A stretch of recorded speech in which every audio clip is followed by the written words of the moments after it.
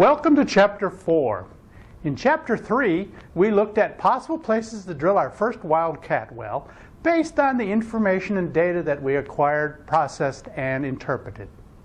After having located some interesting possibilities in the exploration of sedimentary basins throughout the world, it is now time for you, as the petroleum engineering operator, to lease a tract of land that will give you permissions from the owners to actually work on the site.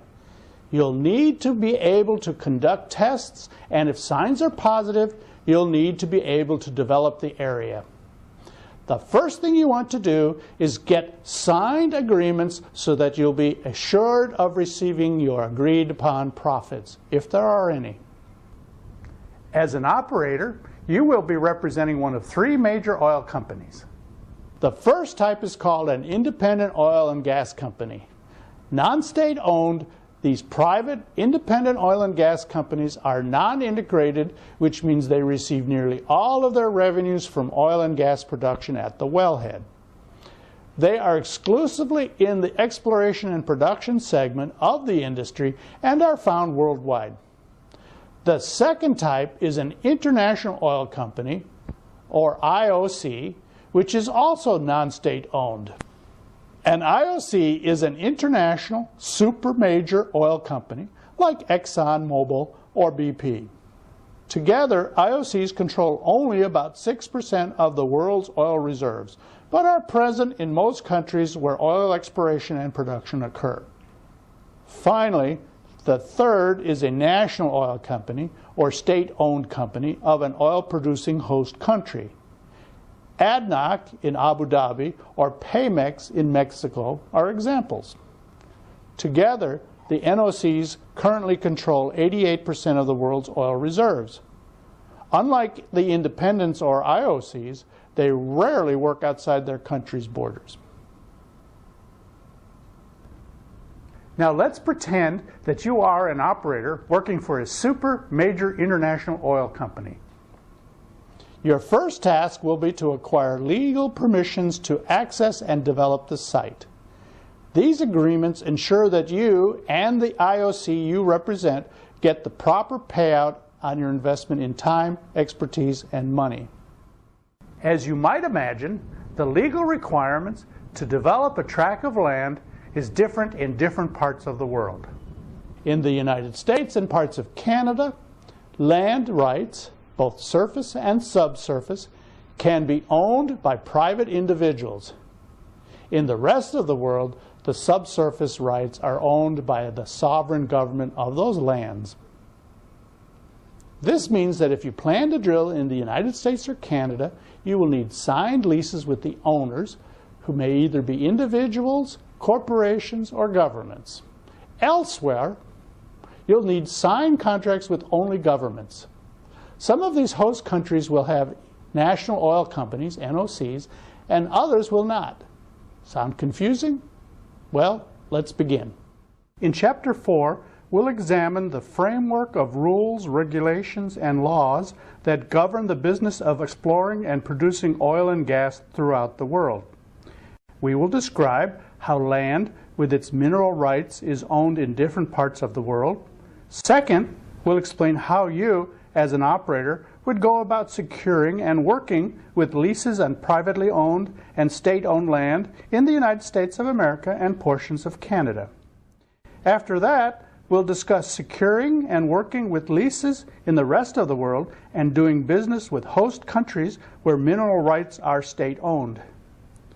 Next, we'll highlight the differences of working with a non-oil producing host country and one that has been an oil-producing nation long enough to have nationalized its oil and established a national oil company. After comparing and contrasting the goals and objectives of a national oil company, an NOC, with an international oil company, an IOC, we'll briefly mention reasons why NOCs and IOCs should and must put their differences aside to work together. Finally, we will name and describe the three basic contracts and agreements that are commonly used today in the international oil and gas industry. Throughout the world, there are complex, variable laws about who owns the lands and the rights that this ownership conveys. As you remember from Chapter 1 about geology, we defined the surface as different from the subsurface that you needed to understand about both to understand how the earth was formed. Likewise, when it comes to property ownership and rights, you need to understand that there are laws that pertain to the surface and others that pertain to the subsurface. There can be owners of the surface and different owners of the subsurface. As I mentioned earlier, these owners can be individuals, companies, and/or governments. Sometimes only one of these entities will own both the surface and subsurface. Sometimes there will be multiple owners. It will be your job to find out who owns what and then negotiate with the appropriate parties for favorable terms. Keep in mind that the rights and obligations of landowners are dictated by the laws governing a particular country. Laws in Nigeria are not the same as those in Texas or in Iraq. For the most part, though, throughout the world, the owners of the land can exploit or work the surface, and the owners of the mineral rights can exploit or mine the minerals in the subsurface. In the United States and parts of Canada, much of the land and their mineral rights is privately owned. This means that if you want to drill there, there is a great likelihood that you will be meeting with and negotiating with private citizens, companies, or governments who own either the land or the mineral rights. In any event, to protect your interests, you'll need to find out who owns both the land and the mineral rights. Since mineral rights can and have been sold independently of the sale of the land, a study of the documents in a local courthouse should give you the names of the owners. State and federal governments in the United States and Canada also own and control large tracts of land that can be leased for mineral exploration. To award a lease, they put tracts out to bid. Out to bid means that they advertise the location of a parcel of land with the terms of the lease. These terms are usually fixed, which means that they are not subject to negotiation. On a given date, the governments award the leases to the operator agreeing to pay the highest price for the right to explore. With entities other than the government, you'll be able to negotiate a lease with an owner or owners of the land and the mineral rights.